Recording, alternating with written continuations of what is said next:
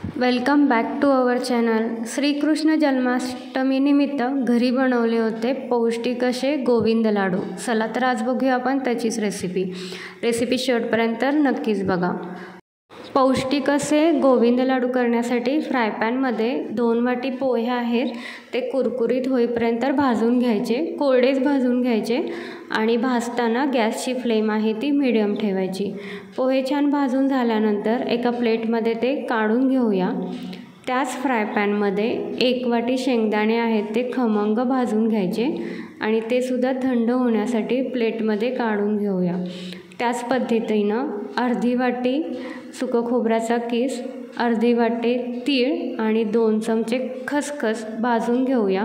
हे सगळं भाजून झाल्यानंतर थंड होण्यासाठी बाजूला ठेवून द्यायचं।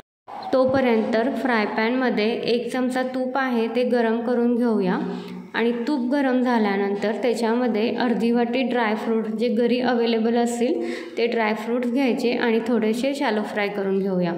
हे शेंगदाणे, सुकं खोबऱ्याचा किस हे सगळं थंड झालेलं आहे। आता मिक्सरमधून ह्याची पूड करून घेऊया बारीक अशी। आणि तीळ आणि खसखस आहे यातले अर्धेच आपण मिक्सरमधून बारीक करून घ्यायचे आणि अर्धे उरलेत ते आपण नंतर तसेच वापरायचे आहेत। आता मिक्सरमधून बारीक झाल्यानंतर थोडी रवाळ अशी पूड करून घ्यायची ह्याची। त्याच्यामध्ये चवीनुसार गूळ मिक्स करायचा। इथं 1 वाटी गूळ आहे तो मिक्स केलेला आहे। हे सगळं एकत्र झाल्यानंतर एखाद्या ताटामध्ये किंवा बुट्टीमध्ये हे सगळं एकत्र काढून घेऊया आपण। त्याच्यामध्ये जे शॅलो फ्राय केलेले ड्रायफ्रूट्स आहेत ते मिक्स करूया। त्याच्यानंतर जे आपण तीळ आणि खसखस बाजूला ठेवलेत हे सुद्धा एकत्र करून घ्यायचे आणि त्याच्यामध्ये 2 चमचे वेलदोड्याची पूड आहे ती मिक्स करून घ्यायची। थोडंसं जायफळ किसून घेऊया म्हणजे एक छान अशी चव येईल लाडवांना। सगळं हे एकत्र मिक्स करून घ्यायचं हातानं।